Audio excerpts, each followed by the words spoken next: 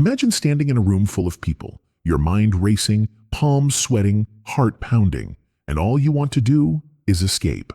Sound familiar? What if I told you there's a way out of that feeling? A way to stop the fear from controlling your life? I'm the Darklight mentor, and today we're diving into something that many of us have experienced, but so few talk about openly: social anxiety. It's that overwhelming fear of judgment, the constant worry of saying or doing the wrong thing. But what if I told you this? It doesn't have to control your life. It can be overcome. And I'm going to show you how.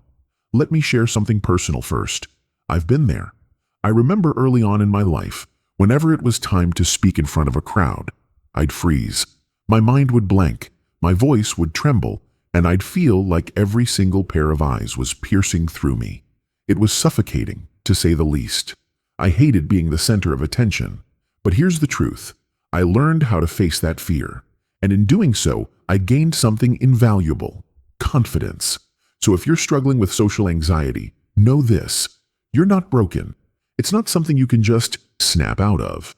But there are steps you can take to feel better, to regain control, and to walk into any room with your head held high. Let's start with the first step. Reframe your thoughts. Think about it.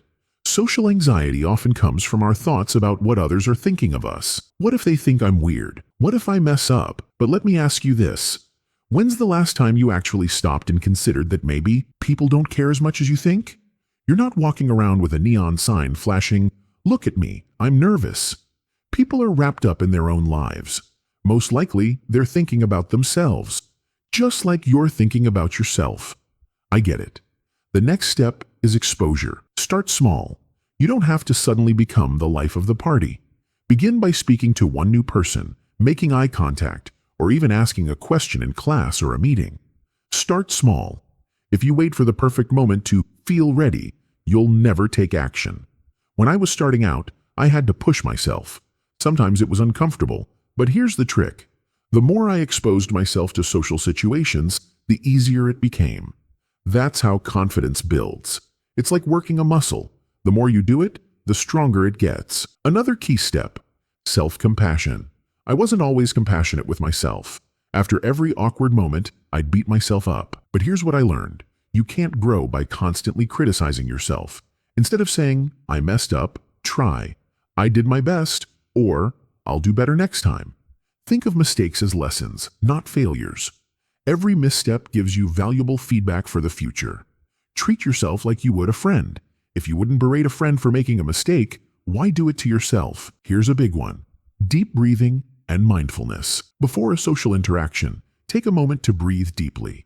Inhale for 4, hold for 4, exhale for 4. It's amazing how this simple technique calms your nerves and brings you back to the present.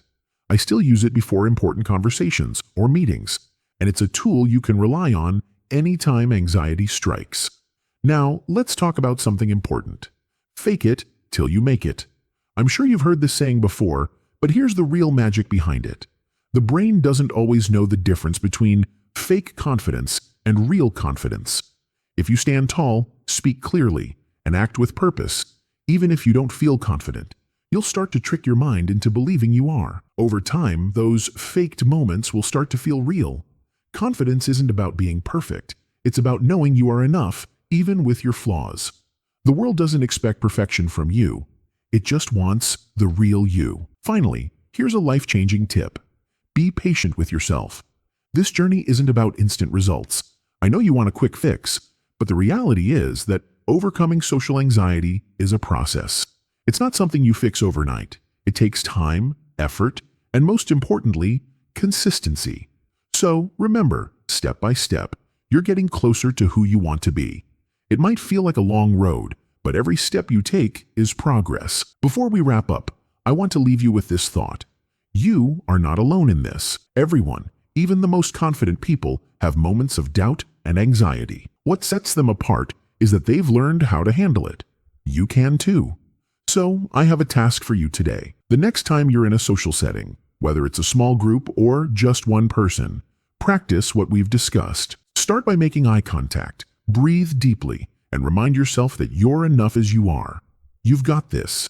And in the comments, let me know how it went. What's one small thing you'll do today to push through your social anxiety? We'll meet again tomorrow, and I can't wait to continue this journey with you. Take care of yourself, and remember, every step counts.